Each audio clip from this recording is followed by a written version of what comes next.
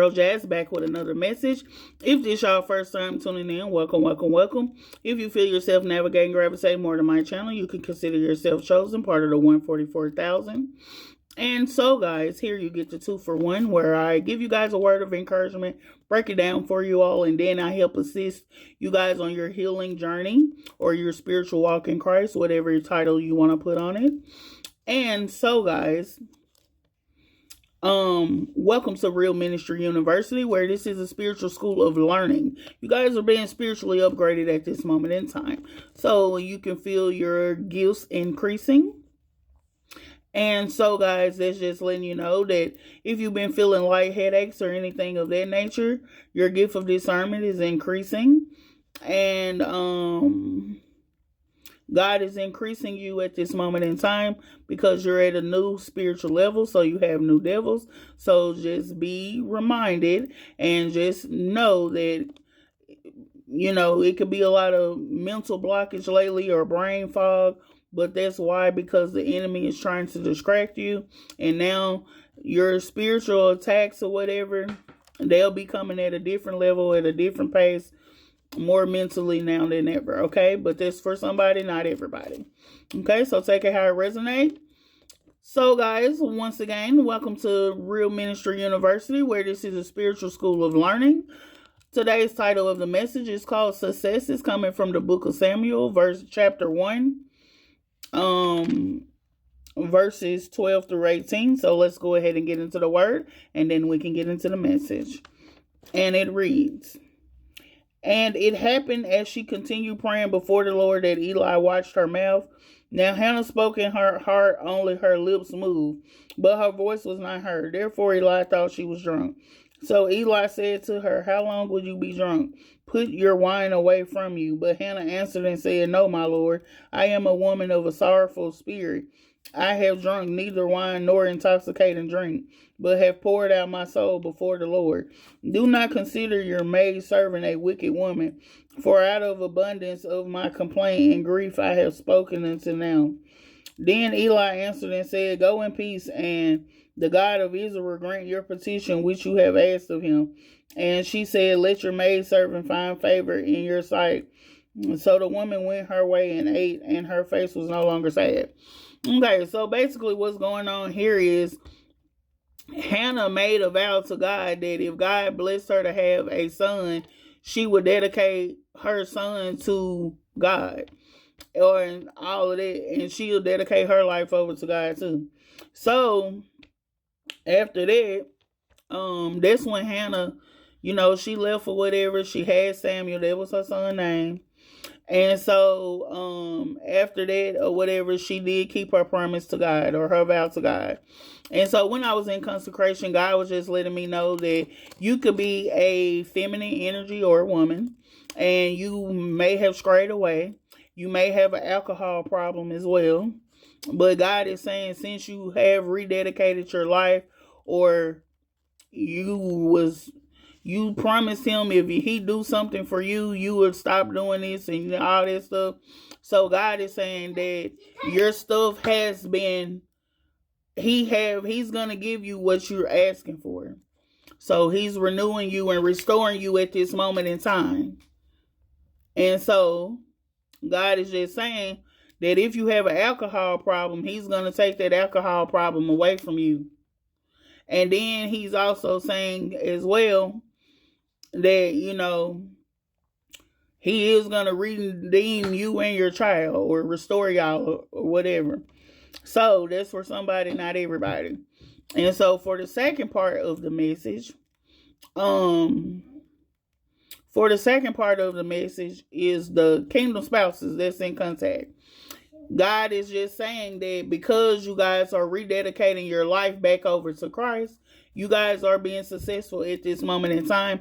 And it was a success because that's all he's been wanting you guys to do.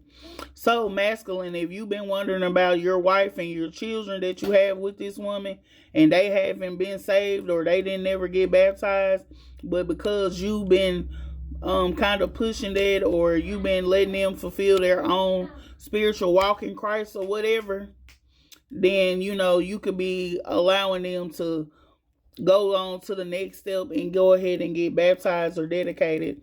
And that's good that they want to dedicate their life to Christ, because that's awesome. You see what I'm saying? And so that's for somebody, not everybody. But just remember, man, you are the head of the household. So that's good if your whole family is saved, because you don't want them to be unequally yoked. You see what I'm saying? And it's good that the mother and the child decided to get dedicated or get baptized at the same time. That's awesome. You see what I'm saying? So, yeah. And so that's for somebody, not everybody, but God is saying when they do get rededicated or get baptized or whatever, masculine, for the couples that's in contact, y'all child gonna start prophesying. And it could be a son that y'all got together, but y'all son is gonna be able to prophesy. He's gonna be a prophet. So it's good to pay attention to your child after their baptism, okay? Or dedication, whatever y'all call it. Some people call it a dedication. Some people call it a baptism. So take it how it resonates. But anyways, your son is going to be able to prophesy. Or whatever child, whatever gender the child is. But it could be specifically a boy, okay? So that's for somebody. Or your firstborn child, okay? So that's for somebody, not everybody. And for the couples that's in no contact separation, God just wants me to let you guys know that you and your partner has not been in contact because masculine men or men, God had to get the woman right and get her and her children together. So when y'all do come in contact, y'all will be on the same level. Y'all will be equally yoked, okay? And so when I was in consecration, God did show me a vision of a woman pleading. So this woman has been pleading to have a son by this masculine, or be able to bear a son, and God finally done granted her petition. And it's like, for some of y'all, this could just be like a girlfriend or boyfriend, but I don't know who it is. All I know is just a woman. She was on her knees pleading and crying out to God to be able to bear a child, a son for this man. Because I guess the man want a son. He could have daughters, but it's just like he could have daughters, but it's like he don't have a son. And it's like this woman was pleading to God, like, to be able to bear this man's son, because it'll be his first child. Or, I mean, not his first child, but his first son. For some, it could be his first child, so take it how it resonates. But I just know that it'll be the first son. You see what I'm saying? So whether the son is the firstborn or the lastborn, if he the lastborn, it's still he the first son, because this man could already have daughters. See what I'm saying? But he don't have a son. So this woman would plead and crying out to God to be able to bear a son. And God is saying that he gonna grant you what you want. You see what I'm saying? But you need to make sure that you keep your vow to him, because if not, then things gonna go left in your life. You see what I'm saying? So if you told God, if he allow you to bear a son for this man, you gonna get your life together, you gonna stop drinking, or you gonna go to rehab, or whatever you need to do, then that's exactly what you need to do. Because if you don't keep your promise to God, then God gonna show you better than he could tell you. So that's for the feminine energy that think that life a game. You better stop playing with your life. I'm telling you. You better stop gambling out here, taking risks with your life. So you know what I'm talking about. And when it comes to your child gonna be saved as well. And your child gonna be a prophet as well. So this for somebody. So in order for you and your person to come together, God had to get you right and make sure that your child is right as well, because this masculine man not going to allow no disrespect in his life. Okay? So just know that. Get yourselves together. And so, the song I got is, I will wait for you, for you. I will wait for you. I will wait for you.